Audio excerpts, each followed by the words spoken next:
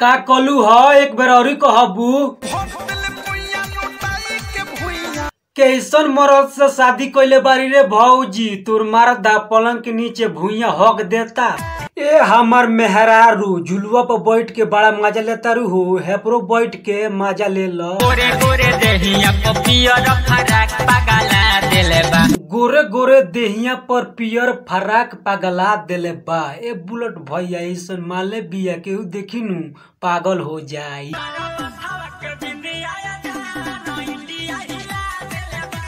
तारा माथवा के बिंदिया ये जान इंडिया हिला देले बा। ए बुलेट भैया इंग्रेज से तो बिहारे ना हिली, हिलाए के बिहार चाहिए नु तो हेपरे बैठा के इंग्रेज के मुआ दे।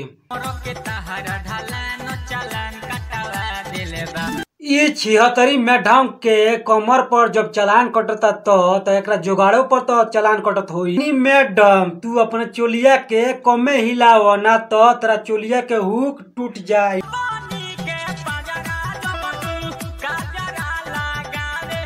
पपनी के पंजरा तू कजरा लगावे लू। ए बुलेट भैया के माल, बुलेट भैया के दिल में करंट काहे फैलावे लू।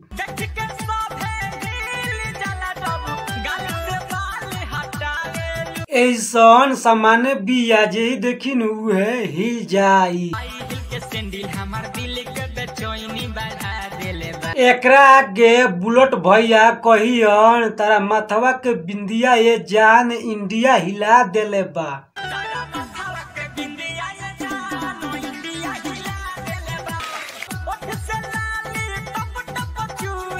ए भैया तारा मेहरारू के ओठलाली टप टप चुअता नु त का कर, ओठलाली से रोटी बोर के खा लो, खेसारी भैया खा नी।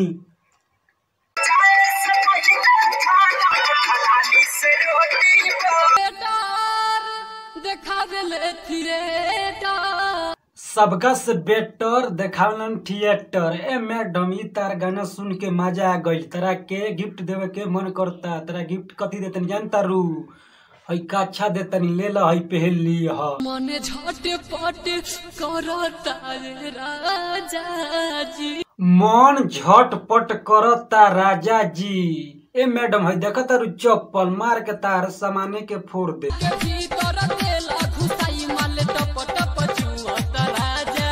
ए भौजी जो भैया से पेलवैबू तो तारा लहंगा में से माल टप टप गिरबे।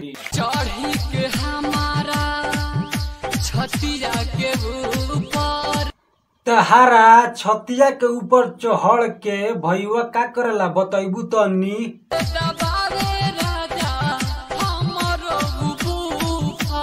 भौजी तहार चोलिया के दूनो बुफरवा बजावेला। लुगा खोल हम आवता। कथी कहे के चाहता रू बोलो ना। सब रोवाता रे राजा जी, जवन रोवता हमरा हवाले कर दो, अबे हम चुपा देता नी। वीडियो पसंद आई है तो subscribe, like, share and comment करें। फिर मिलेंगे नेक्स्ट वीडियो में। बाय।